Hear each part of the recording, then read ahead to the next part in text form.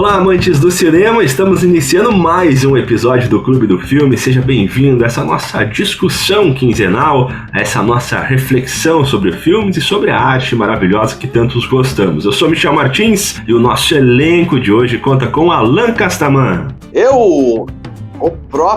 O mesmo Alan Castaman. E Gabriele Welter. Que não está mais entupida e melhorou da gripe. Deixa eu explicar rapidinho o que é o Clube do Filme para você, o nosso amigo ouvinte, né? O Clube do Filme, ele nada mais é do que esse nosso clube, essa nossa reunião aí periodicamente pra gente poder debater, discutir sobre algum filme específico. O filme de hoje que a gente escolheu para falar, já foi dito no episódio anterior, é o filme Snatch, Porcos e Diamantes, dirigido pelo Guy Ritchie. Vamos iniciando então esse nosso Clube do Filme. Você que acompanha periodicamente o Clube do Filme, pode ficar à vontade, todo final de episódio tem a próxima indicação, então se você quiser você pode assistir antes para poder vir para esse episódio aqui já com uma mentalidade pré-formada. Qualquer coisa pode mudar, pode discordar, não tem problema. E você que está ouvindo 2053, não tem problema também, seja muito bem-vindo ao nosso Clube do Filme. Clube do Filme, o seu podcast sobre cinema.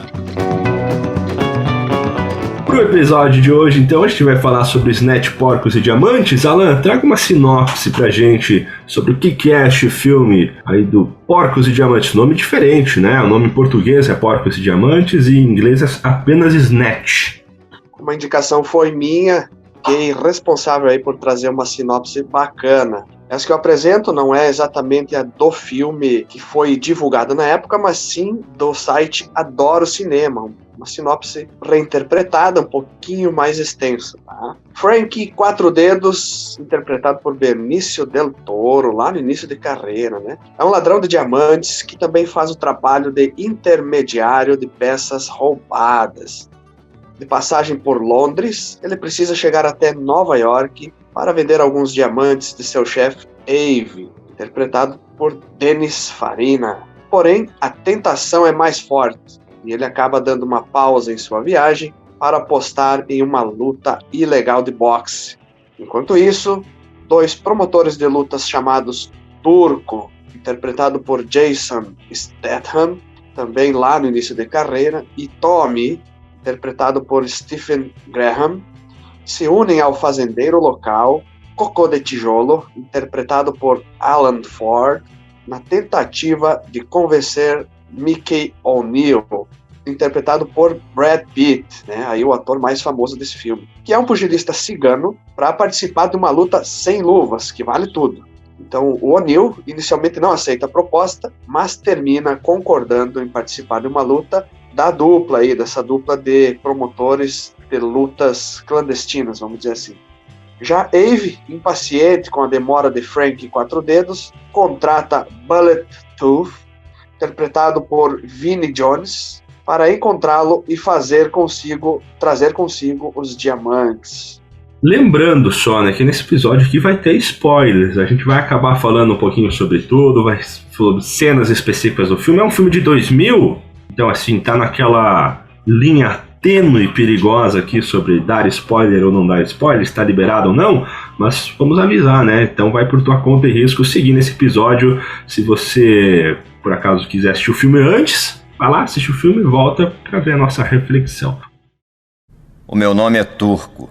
É um nome engraçado para um inglês, eu sei. Meus pais estavam no mesmo avião quando ele caiu. Foi assim que se conheceram.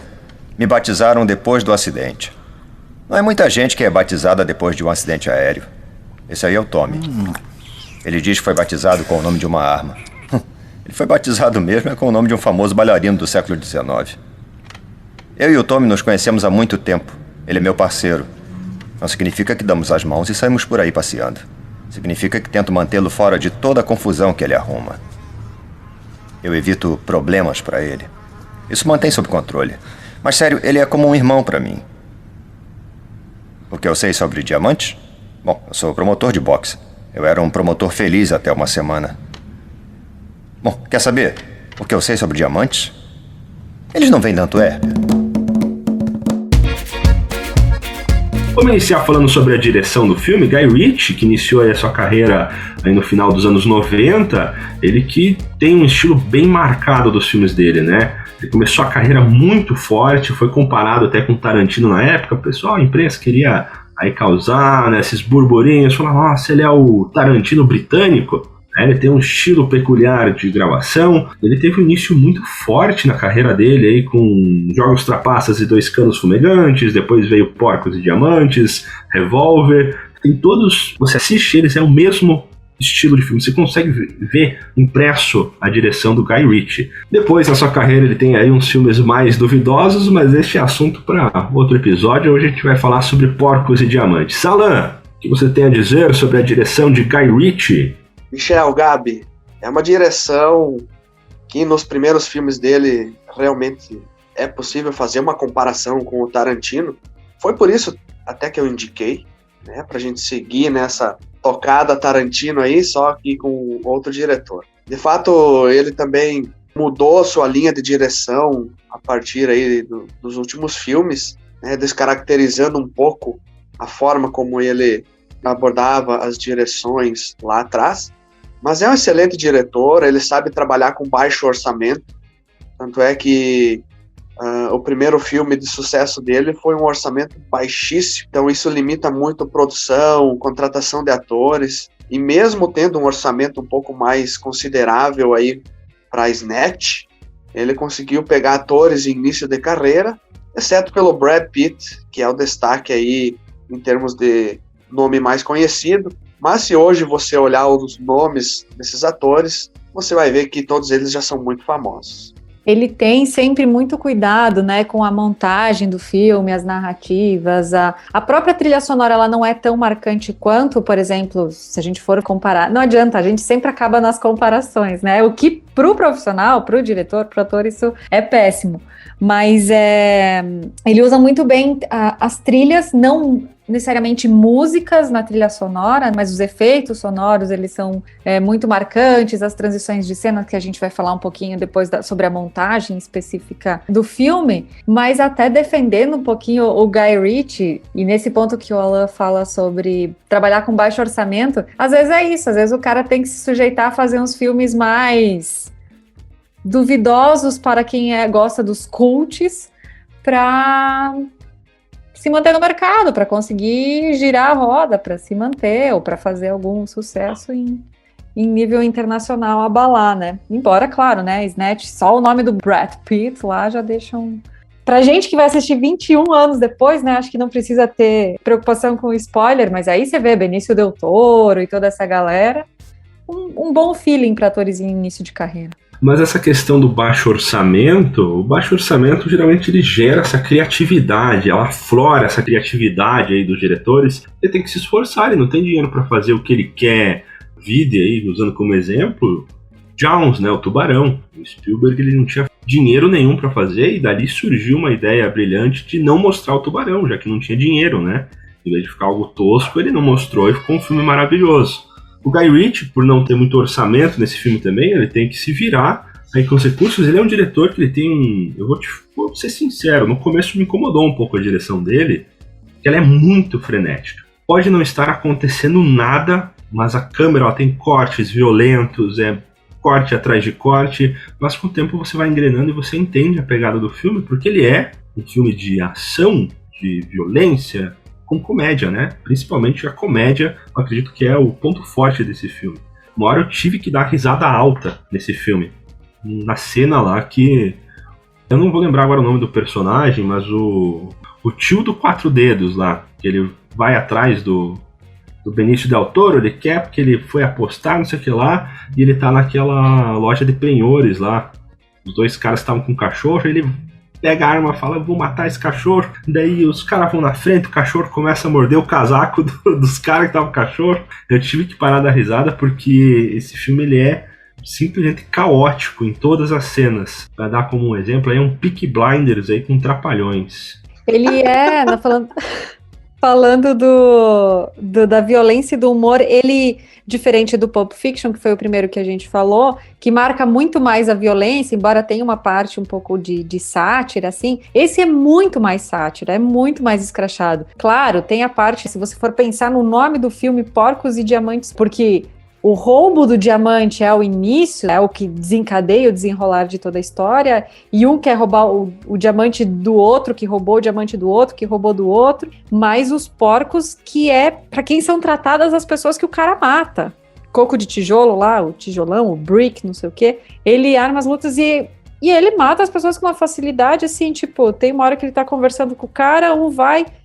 dá uma eletrocutada no outro, morre, ele vai lá para tratar para os porcos, aí o cara fala assim, você realmente não tem piedade do outro, alguma coisa assim, e mata aquele também, né, tipo, e assim, e ele trata as pessoas que ele matou para os porcos, por quê? Porque os porcos vão triturar todos os ossos e, enfim, trata para os cachorros e para os porcos.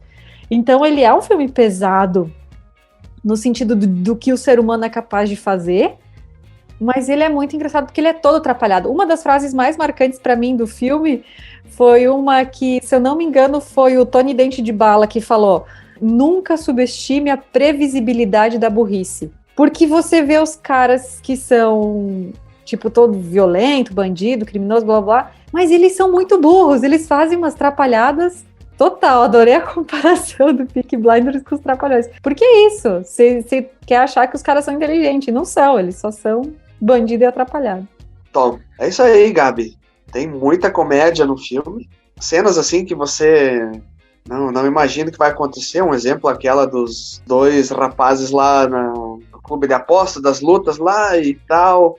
Tiroteio, quebram tudo, pegam só as moedas, não encontram o diamante. E o outro cara que é o motorista escuta aquela barulheira, vem lá e abre a porta que os caras não estavam conseguindo abrir, tão em pânico que eles ficaram, eles nem se tocaram que a porta era de puxar, ao invés de empurrar, né? Mas voltando um pouco atrás aí do que o Michel falou, da direção, dessa coisa frenética das cenas, eu gosto muito. A forma como ele já apresenta todos os personagens do filme, de cara, é muito interessante. Então, as transições de câmera, vamos começar pela questão do revólver, né? Então, ele abre o cilindro do revólver e, através do cilindro do revólver, ele apresenta todos os personagens daquele bloco de cenas, como se fosse um capítulo de um livro. Daí ele encerra aquilo lá e vai para outro.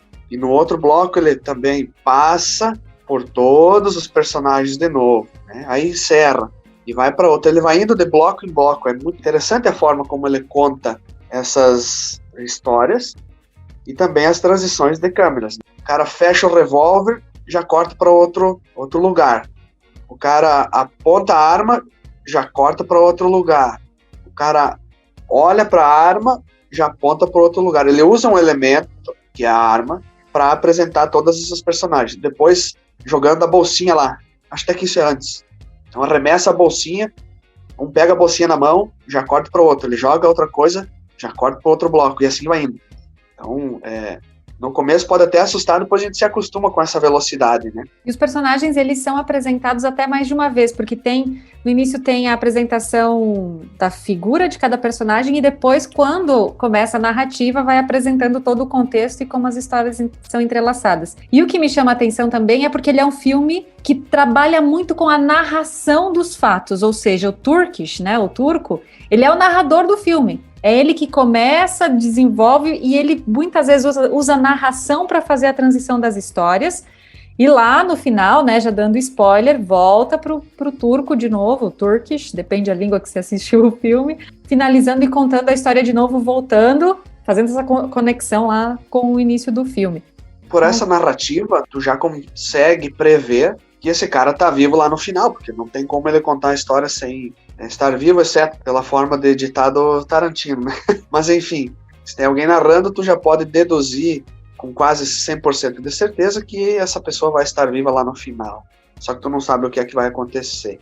E mesmo o personagem do Jason Statham, né, o turco, ele, sendo o personagem principal, ele é um dos personagens menos atrelados com todas essas histórias adjacentes que estão acontecendo. Porque se você parar para analisar e lembrar do filme do que você assistiu, ele é o que passa mais de boa em todas as situações, porque quem passa mais perrengue é o ajudante dele, o Tommy, que vai lá com os ciganos, acaba vendo a briga, acaba ficando com medo de morrer quando o lutador deles é nocauteado, e o Turco, mesmo ele sendo o personagem principal, o narrador da história, ele tá ali, ele vai passando de boa, ele tira sarro de algumas coisas, ele fala, pô, Tommy, você também não consegue resolver as coisas, não sei o que lá, mas ele tá tranquilo, ele vai indo tranquilo e pra ele a história passou. Tipo, os momentos de perigo dele são, acho que, aqueles momentos de tensão entre ele e o Tijolo, no caso, né? O cara lá que era o apostador, que era o dono dos porcos, enfim. Mas comparado com o caos que os outros personagens passam, ele é o que tem a narrativa... Narrativa não, ele tem o caminhar mais tranquilo na história. E ele fala, né, no comecinho do filme, ele fala, o que eu entendo sobre diamantes, tipo, qual a relação que ele tinha com diamantes? Não, nenhuma. Mas é incrível o que pode acontecer no decorrer de uma semana. Por um monte de coincidências ou não, dele querer trocar o trailer dele, e aí conhece o cigano, que vai virar o cara que vai entrar na luta, que vai não sei o quê, enfim. E tudo isso dá a entender que toda essa história se passou em menos de uma semana. Quer fazer isso? Depende. De quê? Você comprar esse trailer. Não é o vermelho, não. É o rosa. Não é o mesmo trailer. Não é a mesma luta? É 2 vezes o tamanho do último. A luta é 2 vezes o tamanho da última. E a minha mãe precisa de um trailer. Eu gosto de cuidar dela. É negócio justo. É sim. Tá bom. Você deu sorte de não virarmos comida de verme depois do seu último desempenho. Comprar um palácio móvel de peru é meio emergente. Eu não chamei sua mãe de peru, eu só quis dizer... Reserva o seu fôlego pra quando você comer mingau. Olha, e eu quero aquele que tem, assim, o ré, que tem a caixa d'água, tem as coisas tudo completas, que tem tudo aquilo que tá disponível, tá? Não esquece a cor perfeita da mãe. Ah, eu esqueci de dizer que a mamãe também é fã da cor azul bebê. Então, será que foi bem claro? Está absolutamente claro, Mickey. Só me dá um minuto pra eu conferir com meu colega aqui.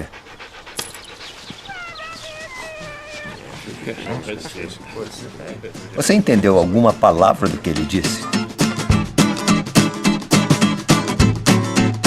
Vamos falar então sobre o elenco, né? Os personagens específicos de cada ator. Quero iniciar falando sobre o Brad Pitt. Brad Pitt sensacional nesse filme, né? Ele fez o Mickey, o cigano. Ele tá... Eu vi uma curiosidade falando que ele teve problema em fazer o sotaque inglês e daí acabou pegando o papel do cigano, que tem aquele sotaque todo enrolado, você não entende nada que ele tá falando. Tem aquela cena maravilhosa, eles estão pra entrar no trailer, o Tommy tá vindo atrás e ele fala "You like Dags?" E daí o personagem do Tommy olha pra ele e fala "Dags?" E ele olha pra ele e fala "Hã?" Nem ele entende o próprio sotaque dele. Daí o Tommy ele fala eu gosto de cachorros, né? Dá o ênfase falando I like dogs, né? Mas é muito engraçado. E ele responde e falava I like dogs. O próprio guri depois responde, tipo, na linguagem deles. Mom também, né? De mãe eles falam, em vez de mom, ele fala ma'am. Quando o Turco vai no trailer convidar ele para participar das lutas fixadas, também tá o Mickey com todos os ciganos em volta, né, os amigos, a trupe, e eles ficam nessa conversa de ter que traduzir. Ele fala, não, o trailer é para minha mãe. Os caras falam, o quê? E aí todos os outros respondem, mãe. E aí mostra uma foto para mostrar quem que é a mãe, que seria a mom. Tá. E o Brad Pitt também tem uma situação engraçada com o idioma, né? No filme dos Bastardos Inglórios, né? Ele tem que imitar um italiano. É pra ele ser o cara que melhor fala. Gurlame. E ele não fala porra nenhuma de italiano. E o outro cara mata a pau, né? Mas foi só um parênteses. Voltemos ao Snatch. Essa parte também do sotaque cigano, tem aquela parte que o personagem do Turco ele quer contratar pra luta final lá, que vai ter a corrida lá da lebre, dos cachorros e tal. E ele explica como que ele quer o trailer pra mãe dele. E na questão com legenda, é tirado a legenda completamente, porque justamente não dá pra entender nada que ele tá falando. A gente fica boiando junto com o personagem. Ele até tira o Tommy pro lado, o Turco, ele fala, viu, você entendeu alguma coisa que ele falou? Ele fala, não. Daí que o personagem do Brad Pitt pede, né? O Mickey pede, você entendeu? Fui claro, ele foi bem claro. e não dá pra entender nada do sotaque dele naquela hora. O que dizem que é até uma estratégia dos ciganos para você não dizer que fez um mau negócio. Eles vão dizer, não, mas eu te expliquei, você não entender é problema teu. Mas que é uma própria estratégia dos ciganos usarem aquele sotaque que ninguém entende, aquela linguagem que ninguém entende, para ainda se passar de certo nas trapaças, né? Até a mãe do Mickey pergunta uma hora, ela fala assim, o que você acha que a gente é, ladrão? Bom, Não, só trapaceiro. falando então de outro ator que eu acho interessante fazer um comentário, que hoje é muito famoso por filmes de ação, né? É um cara que não usa dublê, é o Jason Statham.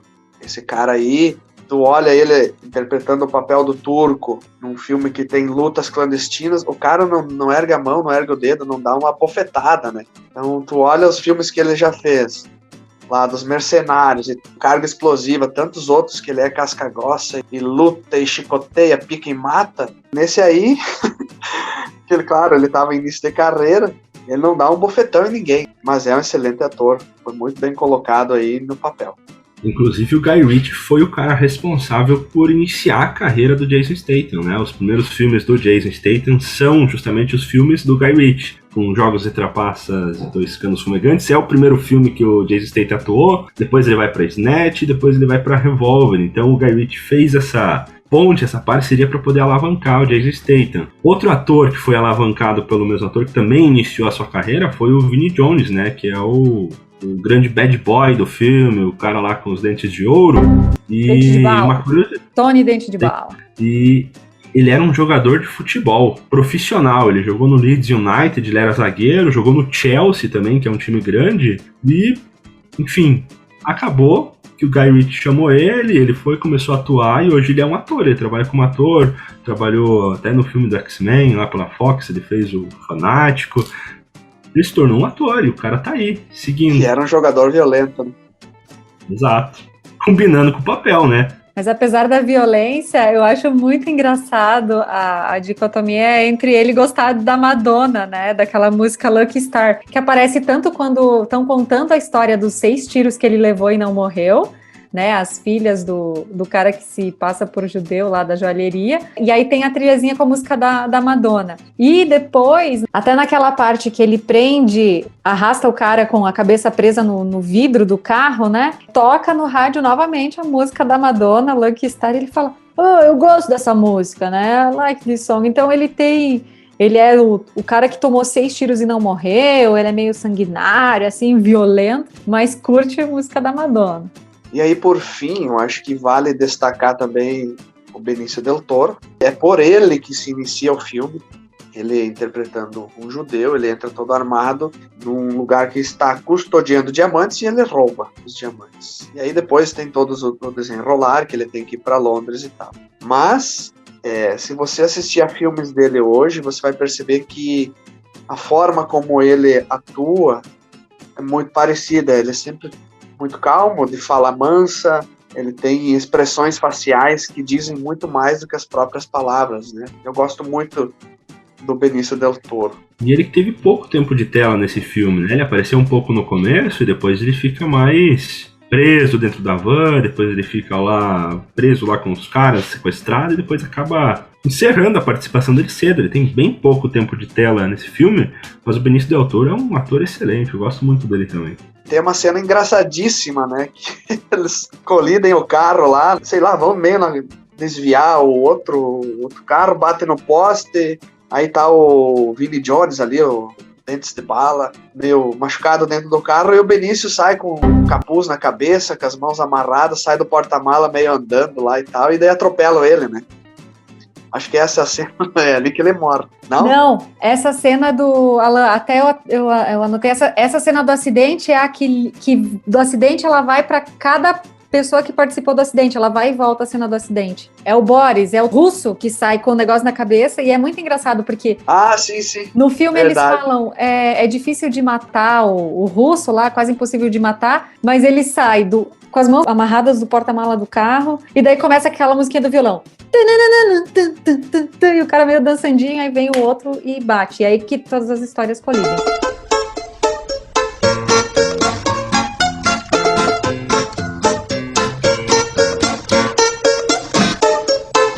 Inclusive o Frank, ele foi morto pelo Boris, né? O Boris que vai lá, quando ele foi sequestrado, vai lá dar um tiro nele. Já que a gente tá falando do Boris, o cara que é difícil de morrer, o cara que desvia das balas, vamos falar da cena específica do acidente de carro, que liga todos os personagens da história? Nossa, Bora. total. Que é uma das partes mais engraçadas do Boris, né? Que ele tá com aquele saco de papel na cabeça, sei lá por que cargas d'água botaram o saco de papel na cabeça dele, com as mãos amarradas, algemadas, não lembro. E quando o carro bate, quando acontece esse acidente que conecta todas as histórias, ele sai do carro e parece que ele tá até fazendo uma dancinha, assim, com aquele toquezinho de violão. Essa foi uma das horas que eu ri, eu falei, não, sério que o cara ainda conseguiu botar um... É engraçado como a música, a sonoridade e os passinhos fazem uma cena ficar tão engraçada, pelo menos pra mim. Essa cena central, que também tem um monte de conversa banal, assim, tipo o Tommy falando pro Turco que ele não devia beber leite, faz toda uma explicação que o nosso organismo não evoluiu o suficiente para beber o leite de vaca e blá blá blá. E nisso ele toma a caixa de leite do Turco, joga vidro afora, e é a caixa de leite que mata, né, a partir dela que mata o cara que era imatável, né? O cara que não morria, que desviava das balas. Que aí pega no para-brisa do... Não matou, né? Não, matou porque depois ele joga no para-brisa do outro carro que acaba atropelando o russo. Não, ele joga o leite, ele bate no carro dos caras que estavam levando ele no porta-mala. Daí o carro se acidenta, e daí com isso ele consegue sair do porta-mala. E daí quando ele sai do porta-mala, os outros que estavam indo atrás do diamante, indo atrás do cara lá, atropelam ele. Daí o personagem do Turco chega na casa do Boris, e o Boris, depois de ser atropelado, ele volta pra casa pegar uma arma que ele vai lá se vingar dos caras. E toda vez que ele aparece, nessas cenas mais cômicas, no começo não aparecia, né? Começa essa musiquinha russa, aquele tan, tararam, tan, e vai e se torna engraçada a aparição dele. Até o Turco tá falando com o Tommy lá, então eles estavam indo reclamar de uma arma que não tava funcionando, né? Ele fala, então você vai conversar com ele, você é um machão, vai falar com o Boris. Ele fala, vou falar com o Boris. Daí o Boris chega todo arrebentado, só dá um soco no Tommy ali, e o Tommy cai no chão e ninguém fala nada. E o Boris sai com a arma e vai lá de novo lá resolver. Alucinado, eles vão pro restaurante, que é onde acontece todo um banho de sangue também, né? Que aí tá lá o Tony Dente de Bala, o trio dos trapalhões lá, que tenta roubar a mala, perde a mala, pega o diamante, perde o diamante, enfim. E o russo volta alucinado pra matar todo mundo. E daí tem mais uma piada com essa dificuldade de matar ele, porque ele dá uns 2 tiros no cara no chão, no russo, né? Daí ele vai atirar no Tyrone, né? Que é o motorista lá. O russo começa a falar alguma coisa e gemer no chão, fala, você vai ver. Daí ele vai lá e dá mais uns 3 tiros no cara. Ele aponta a arma pro Tyrone, daí o russo começa a reclamar lá de novo. Ele dá mais uns 2 tiros no cara. Daí o russo começa a reclamar, daí ele dá mais um tiro no russo. E daí quando ele vai atirar no Tyrone já não tem mais bala, né, no pente da arma dele. Ele fala, outros caras desgraçados, né, foi salvo pela sorte. Fica também o questionamento, será que o Boris morreu mesmo ou não? Né? Não mostrou na câmera assim, o fim definitivo, talvez esteja vivo. Boris aí, que é o cara ex-agente da KGB, o cara que desvia das balas. Não, é o ninja russo, né? Bichão é bagual.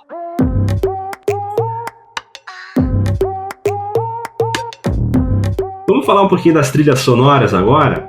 A gente falou um pouquinho sobre as músicas da Madonna, inclusive Guy Ritchie, diretor deste filme, casou com a Madonna no ano de 2000, logo após este filme. Ô louco, bicho, essa eu não sabia.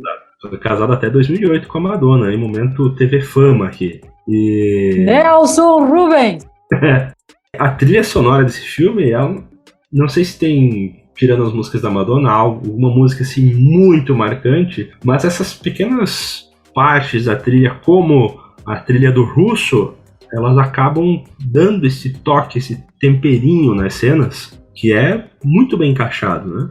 E a sonoridade também, no vai e volta de Nova York, né? Que o Primo Wave lá fala, don't go to London. Mas ele carimba o passaporte, toma a bebida dele, o whisky, né? E tudo isso tem uma sonoridade muito marcante. Cada movimento, bate o copo, toma um gole, ele vai cortando a cena e já, em meio segundo, ele tá em Londres, né? Depois ele volta. E lá no final ele volta de novo para buscar o diamante. É isso aí. Bom, eu vou dar minha opinião sobre as trilhas. Não me marcaram, não sei de nenhuma, não consigo me lembrar, exceto essa do russo aí e tal. Mas são trilhas que têm a proposta de não deixar o cinema muito mudo, mas também não tem o objetivo de querer fixar na mente das pessoas, como é o caso do Pulp Fiction, né, do Tarantino. Sem falar que o orçamento era reduzido, né? Outro motivo, né?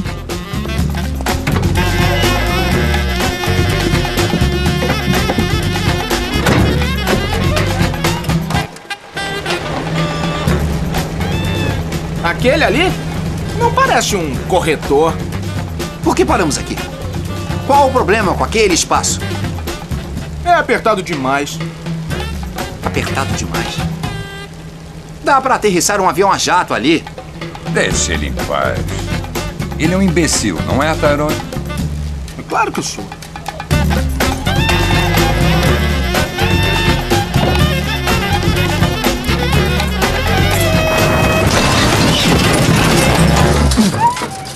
É uma besta natural. Tyrone, o que você fez? Tyrone. O que você fez? Daí, se me contrariarem, vão ver o que acontece. Tudo bem. Não mexe nisso agora. Mas... As pessoas vão ver o estrago. Por que faria isso? Mas eu não vi. É um caminhão de 4 toneladas, não um monte de sorvete de chocolate. Tá legal, você me convenceu. Está atrás de você, Tyrone. Quando você vira, as coisas vêm de trás de você. Controle esse cachorro! Tira ele daí, meu irmão! Tira ele daí! Tira ele daí! Me dá aquele brinquedinho. Sempre faz ele se acalmar. Não arranca! Ele não consegue engolir a bola inteira. É?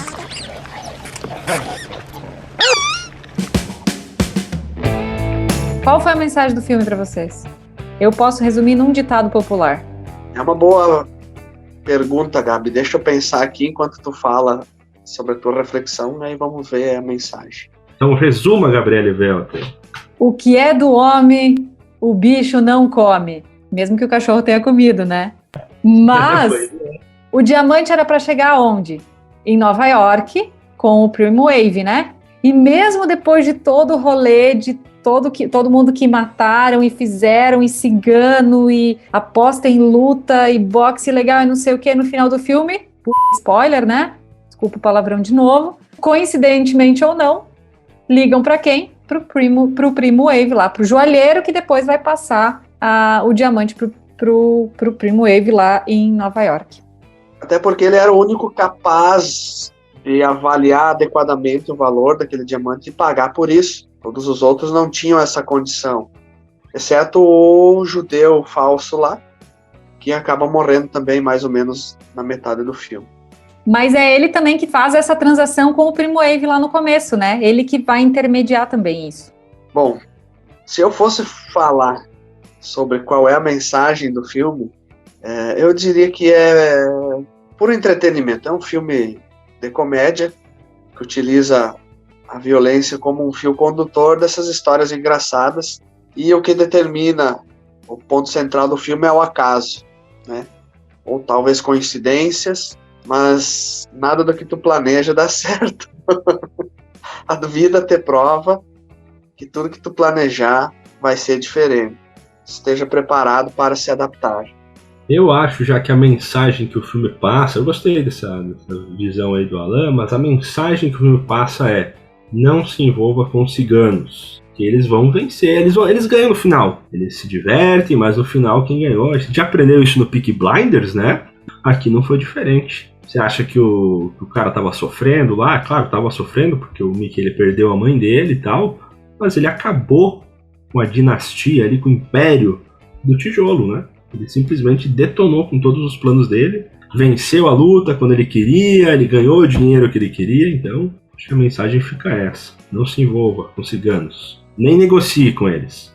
E vocês percebem onde o nome do filme, pelo menos na tradução para o português, Onde numa frase muito sutil e numa besteirinha tudo se conecta. A hora que o cachorro come aquele brinquedinho, ele come um porquinho de plástico.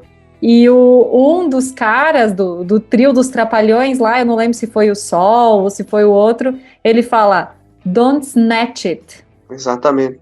É uma besteira que não vai fazer diferença nenhuma pro roteiro do filme, que não vai... Mas é uma daquelas coisinhas que você para e pensa assim, esse diretor tem umas sacadinhas, né? Tem que estar atento, né, pra pescar isso aí. Cara, aquele cachorro fazendo aqueles barulhos, o filme todo é maravilhoso também, né? Cada latido é o barulhinho lá do porquinho do brinquedo, quando tanto o Vini quanto o Tommy estão acariciando o cachorro, fica aquele fui, é maravilhoso.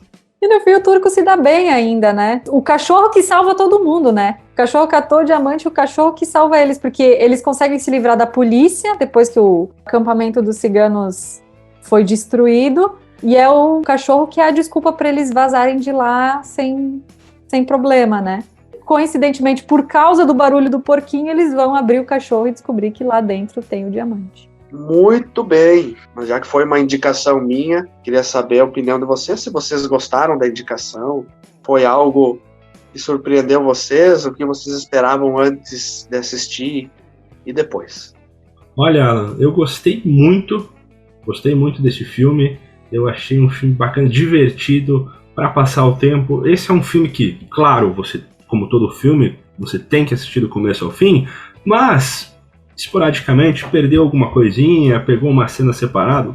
É um filme divertidíssimo, as cenas elas funcionam assim com seu tom cômico mesmo separado, porque é uma galhofada atrás da outra, apesar do filme ele é um filme até que curto, né, 1h38, se eu não me engano, mas ele é um filme que eu achei um pouquinho extenso demais em alguns momentos. Algo que me incomodou, pessoal, meu, né?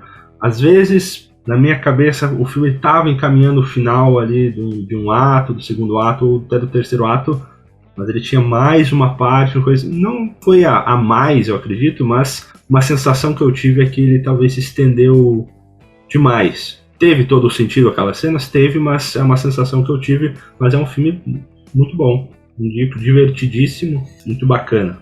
Me surpreendeu a partir se tomar como base a sinopse e mesmo o trailer do filme, ele não soa como se ele fosse tão engraçado assim, e ele é, mesmo com toda a violência, mesmo com umas cenas e umas partes que eu acho muito, assim, tipo, caramba, picar uma pessoa e dar pros porcos, pelo amor de Deus. Mas até isso eles conseguem colocar de um jeito engraçado. Então, ele é um bom filme. Gostei, me surpreendeu. Bacana. Eu acho que aquela linha de raciocínio meio Tarantino se complementou com esse filme, né?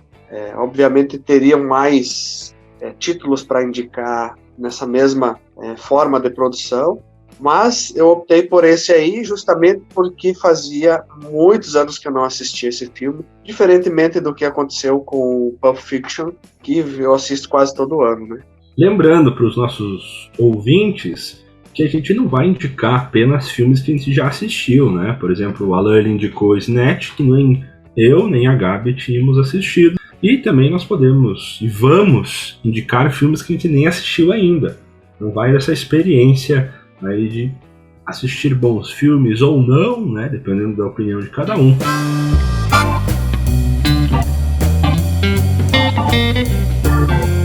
Para o próximo episódio, quem vai indicar o filme é Gabriele Welter.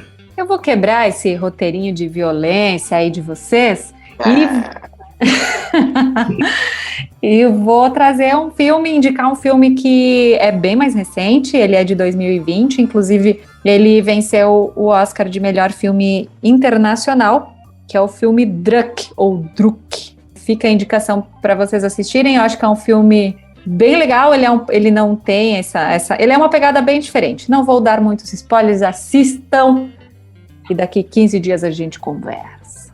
Para o próximo episódio, então, Druk, mais uma rodada. Se você quer acompanhar, quer assistir também nesses próximos 15 dias, você encontra ele no Google Play Filmes e no YouTube para alugar a partir de R$ 6,90. E se você tem a assinatura do Telecine, também está disponível o filme Druk. O episódio do Clube do Filme vai ficando por aqui. Obrigado a você por sua companhia. Até mais.